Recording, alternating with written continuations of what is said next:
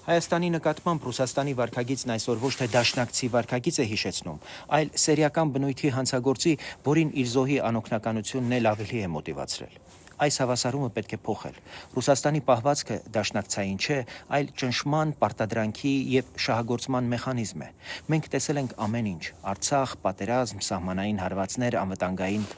դատարկություն։ Փաստերը ծանր են, բայց ավելի ծանր է մեր անգործությունը, որովհետև ամեն օր, երբ ապրում ենք վախերով, պատրանքներով, կորցնում ենք ամենաթանկը՝ ժամանակը։ Հապկը մեր սահմանը պահելու համար չէ, ԵԱՏՄ-ն մեր տնտեսությունը զարգացնելու համար չէ, մեկը կառուցված է մեզ ռազմաքաղաքական կախվածության մեջ պահելու համար, մյուսը մեր տնտեսությունը կապանքներով կառավարելու։ Իսկ պատրանքը միշտ նույն գինն ունի, մեզ հեռացնում է իրականությունից եւ կտրում մեր քրիտիկական կարողությունների կառուցումից։